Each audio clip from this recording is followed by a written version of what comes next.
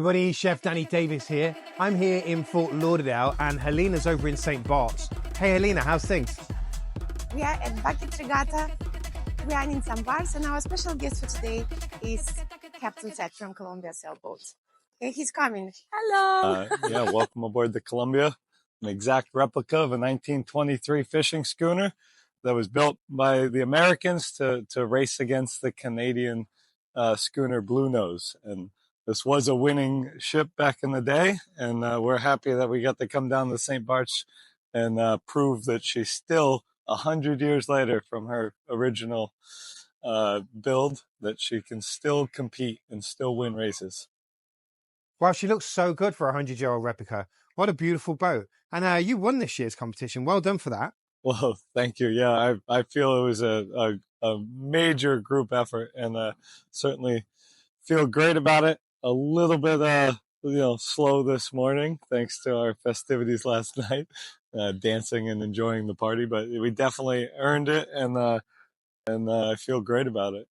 Is it the first time you've won? No, this is my third regatta, third time as skipper on this boat for the regatta. Where did you come last year? Last year we were second place, so it was nice to get first place this time. So will you come back next year as well? Oh, I would like to. Yeah, absolutely. I think every year the owner would love to come. So if we don't get a charter for the regatta, the owner will definitely be here. So right now you're on charter with guests on board and you're in a race. Well, yes, I guess exactly. Yeah, it was a very busy week. Wow, that's so many jobs for the chef, right? It is a lot of job for the chef because we have race crew, regular crew, guests. It was full on for sure. So how does the chef operate, feeding the crew, feeding the guests, and feeding the race crew too? Well, he took it in stride, but we did breakfast every day, and he did, big breakfast sandwiches and wraps and that kind of thing. It was, nothing fancy for the race crew, but hearty. And then lunches, we organized with our chief stewardess. We organized sandwiches and baguettes and all that to come on board for the actual racing. And during racing, when we had guests on, the chef was actually at a 30-degree angle, was cooking tacos. He did shrimp tacos, and he did he did some incredible stuff. Tacos, fantastic. And then for dinner, he just big family meals, and luckily the guests all had dinner ashore every night of the regatta, so that helped. So cooking on a sailing yacht and cooking on a motor yacht, they're two different things, right?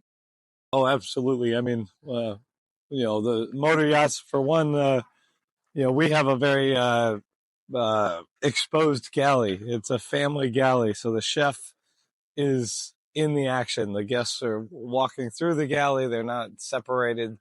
And then when you're underway and you're heeled over 10, 15 degrees or 30 degrees, you still, we have things you have to do to make sure the pots don't go flying off the stove. And it is a challenge, and the chef has to be able to take the pressure. So Captain, how do you choose a chef? When you see someone's CV and you see a lot of motor yacht experience, is that what you're looking for? Or do you want a chef with a different skill set, someone who can rise up to the challenges of a sailing yacht? Yeah, I mean, we certainly, give some extra chances because being on a sailing yacht is not, there's not a lot of people that want to transfer from a motor yacht to a sailing yacht as a chef. They know that there's less space. There's bigger challenges, and so it's yes, I do give them a shot. Chef Jason has done lots of motor yachts, but on his CV he's a surfer, and so I know that he can from that standpoint alone, I knew he could handle the challenges that we present. So tell me about the racing team. Is there a special diet that the chef needs to prepare for them? Is there different foods they need to have before the race and after the race? I mean, it's like any athlete. You want high protein and that high energy high energy foods, before the race, and after the race, everyone wants a lot of carbs because they're exhausted. And how about you, Cap? What's your favorite food to eat before a race? I am not a picky eater whatsoever. I don't think I ate any of the race days until after the race was over, so I'm easy. So when you're at the interview stage, what are the most important qualities you're looking for when you're hiring a chef?